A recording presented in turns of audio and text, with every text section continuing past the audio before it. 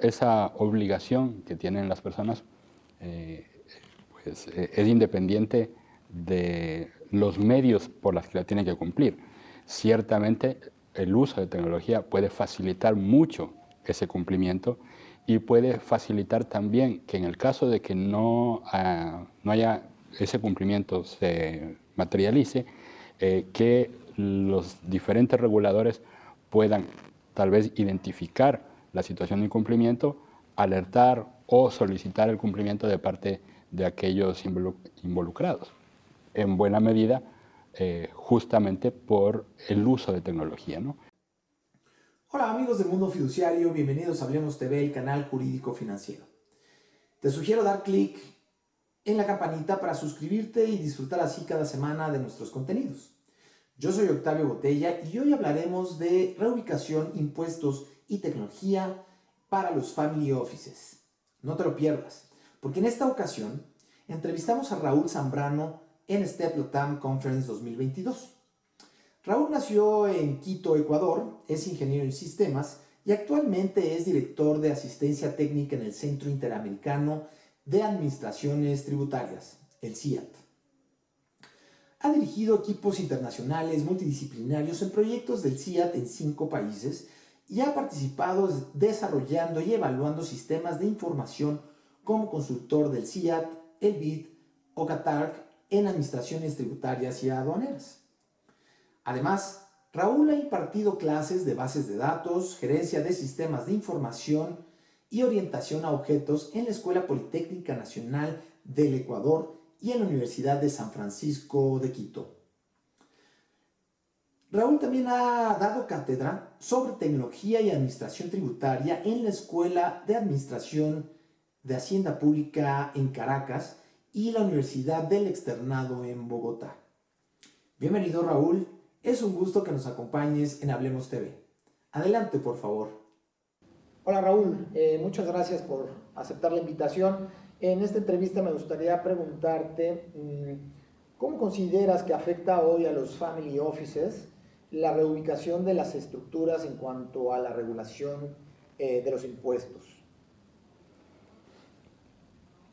Es una pregunta interesante, pero si hablamos de la localización de un negocio, de un conjunto de personas, están sujetos a las jurisdicciones del lugar donde se encuentran. Y esas regulaciones pueden tener implicaciones más fuertes en el caso de que se genere, por ejemplo, una residencia fiscal, o menos fuertes si es algo una cuestión de pasar un tiempo o unos pocos días. Evidentemente que quien genera un escenario de una residencia fiscal tiene que cumplir con las regulaciones. Y si tiene actividad económica en otras jurisdicciones, puede estar sujeto a regulaciones tributarias y de otro tipo en esos otros lugares.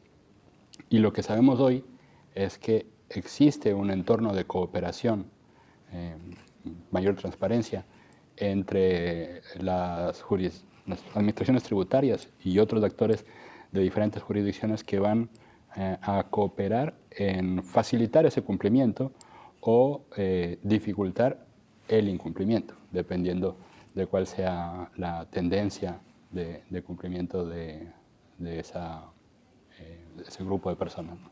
Me imagino que te refieres, por ejemplo, a FATCA, ¿no? O a CRS, no sé exactamente.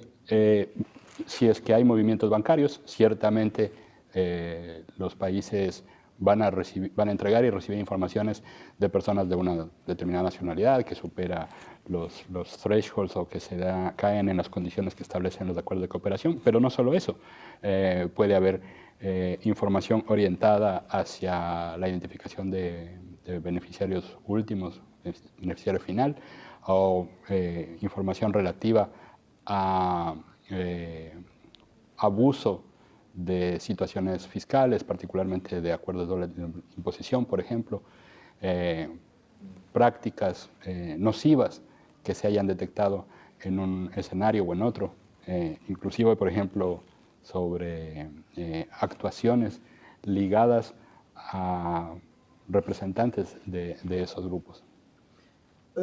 Aquí en STEP, bueno, se habla mucho de los patrimonios, ¿cierto? De los grandes patrimonios.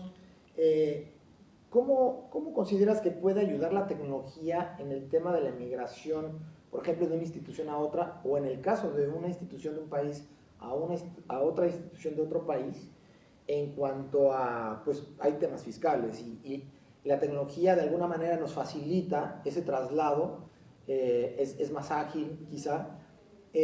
Hay controles, la tecnología nos puede ayudar a que nos fiscalicen más o a nosotros también tener un mejor control justamente de los patrimonios, pensando a lo mejor en un fiduciario, por ejemplo. Sin duda que hay obligaciones, por ejemplo, de declarar unas actuaciones, de declarar en algunos países el patrimonio, la riqueza, incluyendo el patrimonio que se encuentra fuera de la jurisdicción.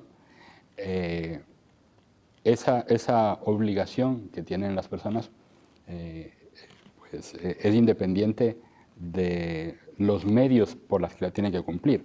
Ciertamente el uso de tecnología puede facilitar mucho ese cumplimiento y puede facilitar también que en el caso de que no haya ese cumplimiento se materialice, que los diferentes reguladores puedan tal vez identificar la situación de incumplimiento, alertar o solicitar el cumplimiento de parte de aquellos involucrados, en buena medida justamente por el uso de tecnología, ¿no? Evitando así el caer en situaciones de incumplimiento que tendría consecuencias de otro tipo. De acuerdo, de acuerdo.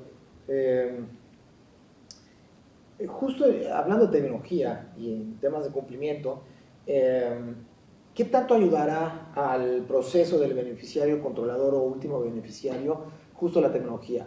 Obviamente, en general nos facilitan las cosas la tecnología, pero en este caso particular, donde hay que identificar y documentar de alguna manera quién es el beneficiario controlador o el último beneficiario, ¿crees que va a ayudar? ¿Crees que va a facilitarnos la vida? Sin duda, no necesariamente de la misma manera en todas las jurisdicciones, entre otras cosas porque la unidad del gobierno encargada no siempre es el mismo ente en diferentes partes, ¿no?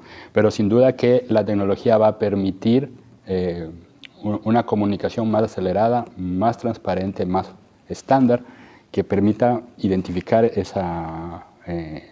quién es el último en tomar las decisiones o quién es el último propietario en una determinada situación. Y eso puede viabilizar una determinada situación que, caso contrario, si no logras determinarlo, podría ser, por ejemplo, inviable una operación para quien está o quiere cumplir con todas las regulaciones a las que está sujeto en una jurisdicción. Hay oportunidades, el uso de, por ejemplo, redes de blockchain públicas o en consorcio privadas podrían facilitar muchísimo al identificar quiénes son los socios, quiénes son las partes en una fiducia o alguna cosa similar, de una manera más transparente, más ágil, que lo haga viable de todas maneras, pero orientado hacia el cumplimiento, orientado hacia la transparencia. Perfecto. Me llamó la atención, ahora mencionaste blockchain público.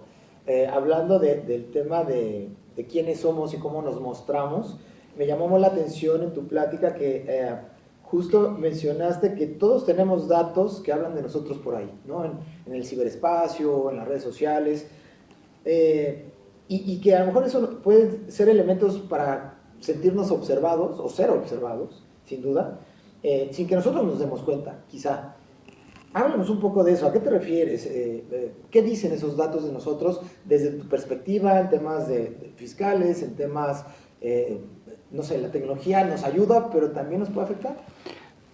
Creo que vale la pena separar la respuesta en dos partes. Desde el punto de vista simplemente del uso de la tecnología, evidentemente que tus datos que están expuestos y que pueden venir de transacciones, de movimientos financieros, de las cosas que compras, las cosas que venden, los hábitos de consumo, pueden decir mucho sobre ti, sobre tu vida, y eso puede ser explotado por diferentes actores con diferentes intenciones, desde la compañía que te quiere vender más y que dirige una publicidad específica hacia tus hábitos de consumo, hasta quien te ofrece artículos de opinión, por ejemplo, mucho más ligados a tus preferencias políticas o ideológicas, o las camisetas de tu equipo de fútbol, porque saben que básicamente tienes una determinada afición.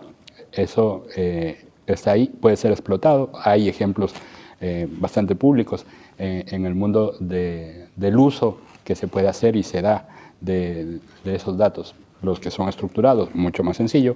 Los que no son estructurados y que los puedes recolectar por ahí, pues tú seguramente vas a entrevistar a una persona para darle un trabajo, y muchos empleadores la primera cosa que hacen es googlear a esa persona y ver si es lo que dice ser, si ha trabajado donde dice trabajar, o incluso en una relación de pareja seguramente una de las primeras cosas que hace alguien que le presentan o que encuentra a una persona nueva es saber qué es lo que hace en Internet. O sea, eso está para todos.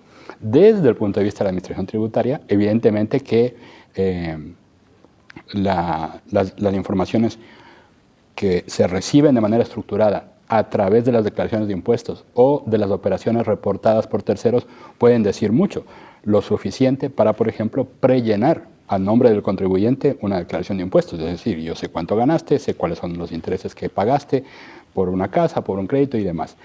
Adicionalmente a eso, es posible que tú encuentres a través, por ejemplo, de consulta de datos públicos, ni siquiera de datos que no son conocidos, publicaciones de prensa, fotos que se exponen por ahí, por ejemplo, o otra cosa, señales de riqueza no compatibles con tus declaraciones de impuestos.